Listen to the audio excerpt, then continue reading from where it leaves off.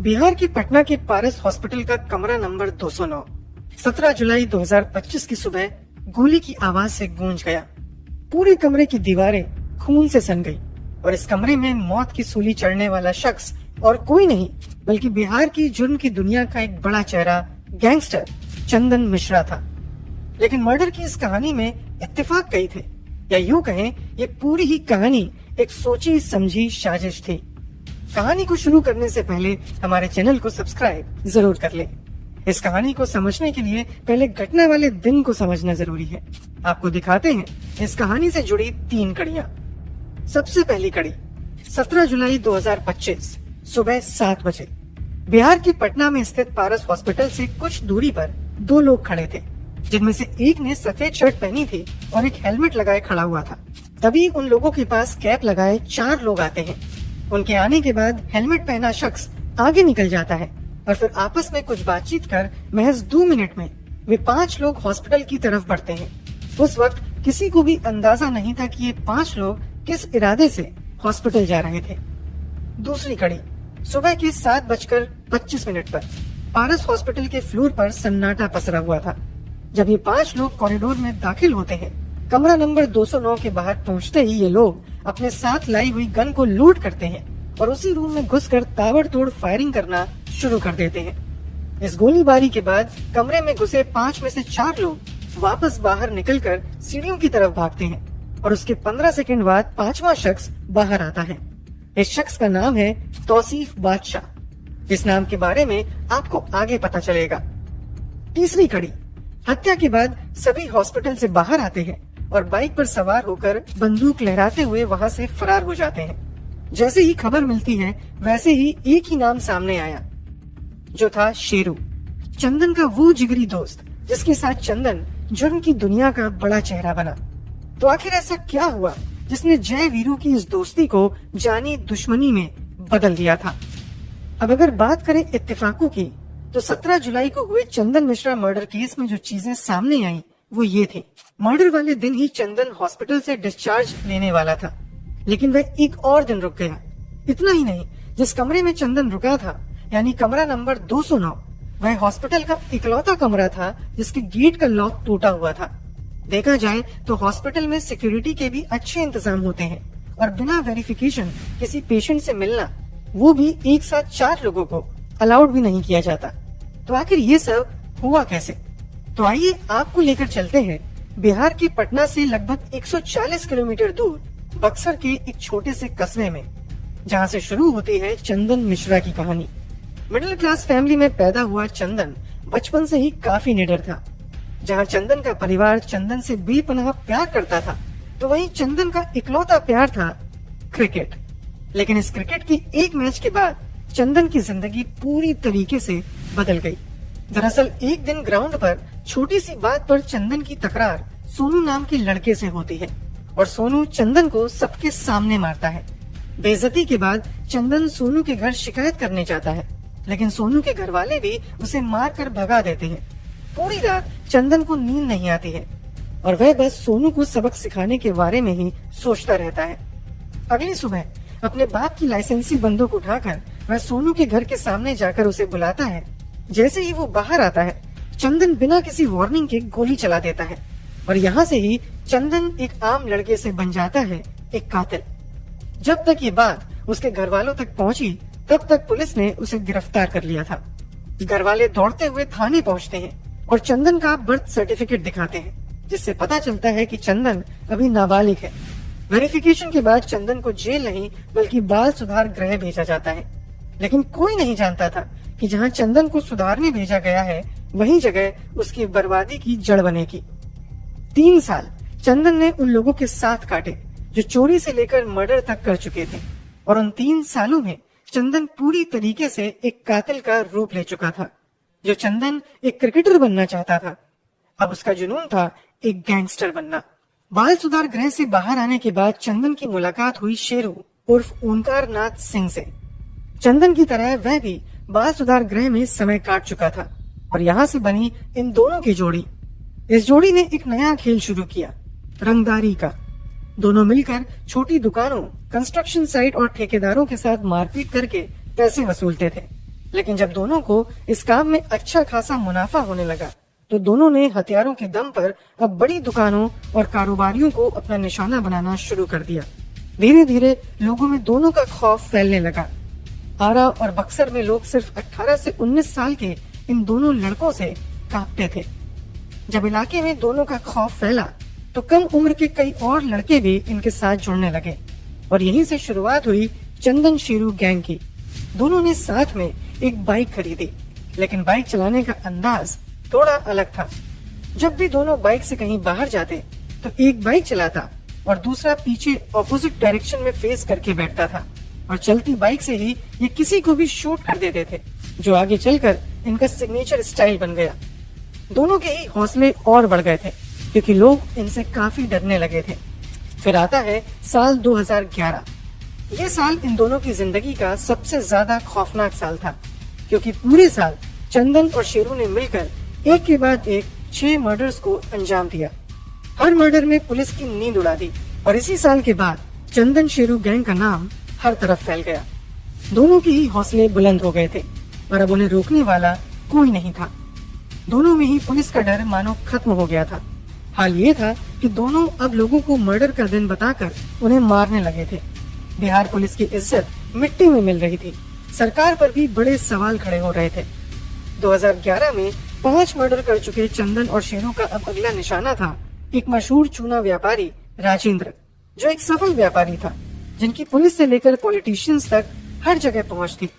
तो अब चंदन शेरू गैंग ने रंगदारी मांगी तो राजेंद्र केसरी ने सोचा ये नए लड़के मेरा क्या बिगाड़ लेंगे, और उन्होंने रंगदारी देने से सीधा मना कर दिया। 13 अगस्त 2011 की शाम जब चंदन को पता चला कि राजेंद्र केसरी ने पैसा देने से इनकार कर दिया तो वह गुस्से से लाल हो गया और उसने बीच बाजार में सबके सामने ऐलान कर दिया कि कल 21 अगस्त को मैं राजेंद्र केसरी को गोली मारूंगा। लेकिन तब तक भी लोग इसे एक मामूली धमकी समझ रहे थे। सबको लगा राजेंद्र जैसे आदमी को कोई कैसे मार सकता है, लेकिन लोगों की ये बात गलत साबित हुई क्योंकि अगले ही दिन 21 अगस्त को शेरू और चंदन ने मिलकर बीच बाजार में राजेंद्र केसरी की गोली मारकर हत्या कर दी। राजेंद्र केसरी की हत्या ने बिहार के पूरे पॉलिटिकल सिस्टम को हिलाकर रख दिया। राजेंद्र की पहचान सिर्फ बिजनेसमैन के रूप में नहीं बल्कि कई पॉलिटिकल चेहरों से भी उसकी अच्छी जान पहचान थी। लेकिन राजेंद्र की मौत से सियासी हंगामा मच गया। जो मुजरिम अभी तक पुलिस की नाक के नीचे मर्डर्स को अंजाम दे रहे थे, अब उनका ये कदम एक पॉलिटिकल इशू बन गया था। पुलिस पर भी दोनों को जल्द गिरफ्तार करने का दबाव आने लगा और जैसे ही पुलिस एक्टिव मोड में आई तब तक तो चंदन और शेरू पर 25 मुकदमे दर्ज हो चुके थे, जिनमें से 14 से ज्यादा तो मर्डर के ही थे। जैसे ही इन्वेस्टिगेशन शुरू हुई तो दोनों जल्द से जल्द सामान पैक कर बक्सर से बॉर्डर के उस पार नेपाल भाग गए। लेकिन इस बार पुलिस ने भी दोनों को गिरफ्तार करने की पूरी तैयारी कर ली थी, तो इनके पीछे पुलिस भी नेपाल आ गई। लेकिन जैसे ही पुलिस इनके पास पहुंची तो नेपाल पुलिस ने रोक दिया क्योंकि ये 2 अलग देशों का मामला था, इसलिए प्रॉपर पेपर वर्क फॉलो करना पड़ा, जिससे काफी टाइम लग गया। लेकिन इसका फायदा उठाया चंदन और शेरू ने। दोनों नेपाल छोड़कर कोलकाता आ गए। देखते देखते साल बीतने वाला था, लेकिन तभी पुलिस को एक क्लू मिला और इस बार लोकेशन थी कोलकाता। लेकिन इस बार पुलिस ने किसी भी तरह की कोई कमी नहीं छोड़ी थी और पूरी प्लानिंग के साथ बिहार और बंगाल पुलिस के जॉइंट ऑपरेशन के थ्रू पुलिस ने चंदन और शेरू को गिरफ्तार कर लिया। और यहाँ से ही कहानी ने एक नया मोड़ लिया। गिरफ्तार करने के बाद उन्हें वापस बक्सर लाया गया, जहाँ लोअर कोर्ट में उनके ऊपर केस चला। लेकिन दोनों जेल में भी रुकने को तैयार नहीं थे। वहाँ भी दोनों का आतंक बराबर जारी था, जिससे पुलिस ने फैसला किया कि दोनों को किसी और जेल में शिफ्ट किया जाए, जिसके बाद भागलपुर जेल, फिर बेऊर जेल और उसके बाद पूर्णिया जेल। दोनों ने ही सिस्टम को इतना परेशान कर दिया कि बार बार दोनों को शिफ्ट करना पड़ता। लेकिन फिर आया राजेंद्र केसरी मर्डर केस का फैसला, जिसमें चंदन को उम्र कैद और शेरू को फांसी की सजा सुनाई गई। एक ही केस की 2 अलग अलग सजा, जिसने देखते ही देखते सब बदल दिया। ये फैसला शेरू के लिए एक बड़ा झटका बना और शेरू को लगने लगा कि इसके पीछे चंदन का हाथ है। उसी की पहचान की वजह से उसे कम सजा सुनाई गई। अब दोनों ने लोअर कोर्ट के फैसले को हाई कोर्ट में चैलेंज किया, जिसके बाद चंदन की सजा में तो नहीं लेकिन शेरू की फांसी की सजा को कम करके उम्र कैद में बदल दिया गया। पर उससे पहले ही शेरू के मन में चंदन के लिए जहर घुल चुका था और अब ये दोस्ती दुश्मनी में तब्दील हो चुकी थी, क्योंकि शेरू को न सिर्फ कोर्ट के फैसले पर बल्कि रंगदारी के पैसों के बंटवारे को लेकर भी चंदन पर शक होना शुरू हो गया था।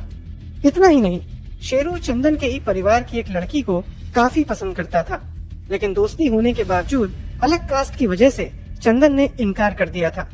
धीरे धीरे जब शेरू ने सब सोचना शुरू किया तो शेरू के दिमाग में एक बात और आई, वो ये कि जब पुलिस गैंग के लोगों को गिरफ्तार कर रही थी तब शेरू गुट के लड़के ही सबसे ज्यादा पकड़े गए और एनकाउंटर में मारे गए।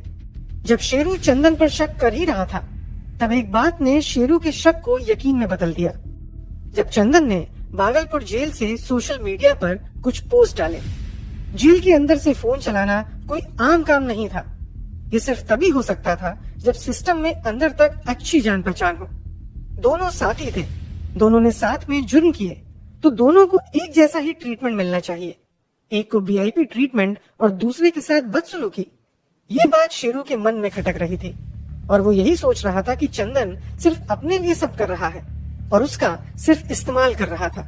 ये बात अब सबको पता चल गई थी कि दोनों की दोस्ती ने अब दुश्मनी का रूप ले लिया है, जिसके चलते जेल की शांति बनी रहे इसलिए दोनों को अलग अलग जेल में शिफ्ट करने का फैसला लिया गया। चंदन को भागलपुर से पटना के बेउर जेल ट्रांसफर कर दिया गया, तो वहीं शेरू को पूर्णिया जेल भेज दिया गया। बिहार का नामी गैंग अब दो हिस्सों में बट गया था, लेकिन अभी भी ये देखना बाकी था कि आखिर ये दुश्मनी किस हद तक जाती है। बीते कई सालों में चंदन और शेरू ने कई बार पैरोल के लिए अप्लाई किया, अलग अलग कारणों के लिए, लेकिन हर बार उनकी अर्जी खारिज हो जाती।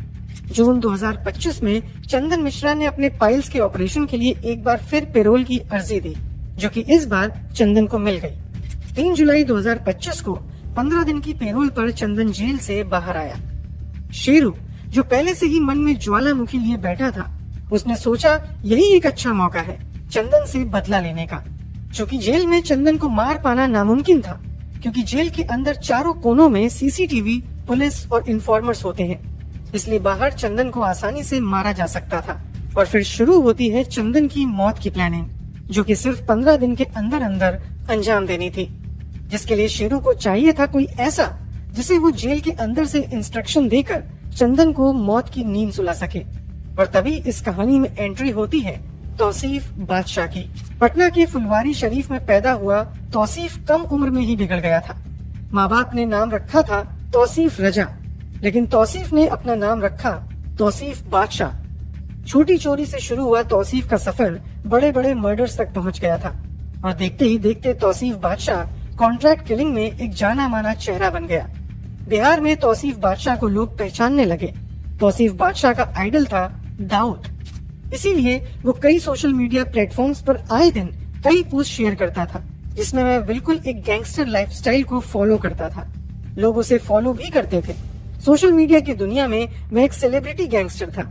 चंदन की हत्या के लिए शेरू को तौसीफ ही सही लगा, जिसके बाद उसने अपने गैंग के लड़कों से कहकर तौसीफ से कांटेक्ट किया और उसे चंदन के नाम की सुपारी दी। तौसीफ के लिए भी ये अच्छा मौका था, क्योंकि चंदन एक जाना माना गैंगस्टर था, जिसे मारने के बाद तौसीफ का नाम जुर्म की दुनिया में और बड़ा हो जाएगा।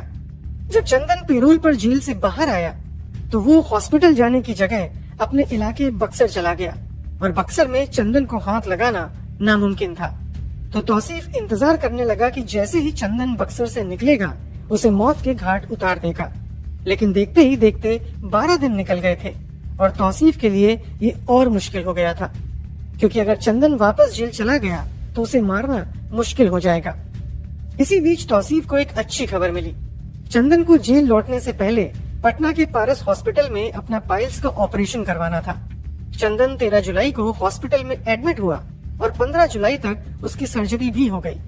अब बस परेशानी यही थी कि पब्लिक में शूट करना थोड़ा रिस्की था, लेकिन तौसीफ के लिए यही एक मौका था, क्योंकि चंदन अपने इलाके से बाहर था।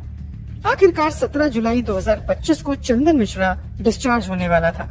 उसी सुबह करीब 7:15 पर तौसीफ हथियारों से लैस अपनी गैंग के साथ हॉस्पिटल में सीधा उसी रूम में दाखिल हुआ जहां चंदन एडमिट था और ताबड़तोड़ फायरिंग कर कुछ सेकंड्स में उसे मौत के घाट उतार दिया। उसके बाद सभी 2 बाइक पर सवार होकर पिस्तौल लहराते हुए वहां से निकल गए। मामले में सबसे चौंकाने वाली बात यह है कि पारस हॉस्पिटल, जो पहले भी कई बार चर्चाओं में रह चुका है, उसमें 5 संदिग्ध बिना किसी एंट्री पास के एक साथ अंदर घुस गए।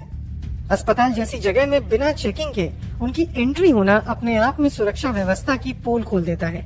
सीसीटीवी फुटेज में साफ दिखाई देता है कि सभी आरोपी बिना चेहरे को ढके सीधे कमरा नंबर 209 में दाखिल होते हैं। उनके चेहरे खुले होने से साफ झलकता है कि उन्हें पकड़े जाने का तो कोई डर नहीं था।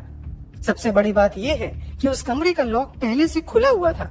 जांच में सामने आया कि ताला जानबूझकर खराब करवाया गया था, जो अंदरूनी स्टाफ की मिलीभगत की ओर इशारा करता है। ये भी सवाल उठता है कि जब आरोपी कमरे के बाहर ही पिस्तौल निकालते हैं, तो क्या उस समय सीसीटीवी मॉनिटरिंग टीम सो रही थी? क्या उन्हें ये सब सामान्य लगा कि कोई हथियार लेकर मरीज के कमरे में क्यों जा रहा है? इसके अलावा अस्पताल में किसी भी स्तर पर मेटल डिटेक्टर या फ्रिस्किंग सिक्योरिटी चेक क्यों एक्टिव नहीं था? हथियारों के साथ इतने आराम से एंट्री कर जाना इस बात का सबूत है कि सुरक्षा को या तो पूरी तरह नजरअंदाज किया गया या फिर जानबूझकर नजरें फेर ली गईं। जब गोलियों की आवाज गूंजी तो ना तो किसी गार्ड ने आरोपियों को रोकने की कोशिश की और न ही तुरंत दरवाजे बंद किए गए। वो बिना किसी रुकावट के भाग निकले। पारस हॉस्पिटल से शास्त्री नगर पुलिस स्टेशन की दूरी मात्र 2 से 5 किलोमीटर है, लेकिन इसके बावजूद पुलिस की तरफ से तुरंत कोई नाकाबंदी नहीं की गई, न ही रोड ब्लॉक्स लगाए गए। इतनी नजदीकी होने के बावजूद अपराधी बिना किसी दबाव के भाग निकले, मानो उन्हें पहले से पता हो कि कोई उनका पीछा नहीं करेगा। ये घटना सिर्फ एक हत्या नहीं, बल्कि हमारे सुरक्षा तंत्र पर भी एक बड़ा सवाल खड़ा करती है। एसएसपी कार्तिकेय शर्मा ने रविवार को प्रेस ब्रीफिंग में बताया कि तौसीफ बादशाह और उसका मौसेरा भाई नीशू खान और उसके 2 साथियों हर्ष और भीम को कोलकाता पुलिस और एसटीएफ की मदद से गिरफ्तार कर लिया गया है। इसके अलावा 3 शूटरों को बिहार पुलिस ने एनकाउंटर के बाद पकड़ा, जिनमें बलवंत और रवि रंजन सिंह नाम के 2 बदमाश शामिल हैं। दोनों पुलिस से भाग रहे थे, लेकिन पैरों में गोली लगने के बाद पकड़े गए। पूछताछ में पता चला कि इस हत्या की पूरी योजना नीशू खान के घर पर बनाई गई थी। सबसे पहले इस वारदात में शामिल सभी लोग नीशू के घर इकट्ठा हुए थे। एसएसपी के अनुसार नीशू पर पहले से ही रंगदारी और आर्म्स एक्ट के कई मामले दर्ज थे। इस हत्या की साजिश में कुल 9 लोग शामिल थे। अब तक मर्डर में इस्तेमाल की गई बाइक बरामद नहीं हो पाई है और बाकी फरार आरोपियों की तलाश जारी है। वैसे आपके अनुसार अपराधियों को क्या सजा मिलनी चाहिए? कमेंट बॉक्स में जरूर बताएं। अगर आपको हमारी मेहनत पसंद आई हो तो इस वीडियो को लाइक और शेयर जरूर करें। अगर आपने अब तक चैनल को सब्सक्राइब नहीं किया है तो जल्दी से चैनल को सब्सक्राइब कर बेल आइकन जरूर दबा लीजिए।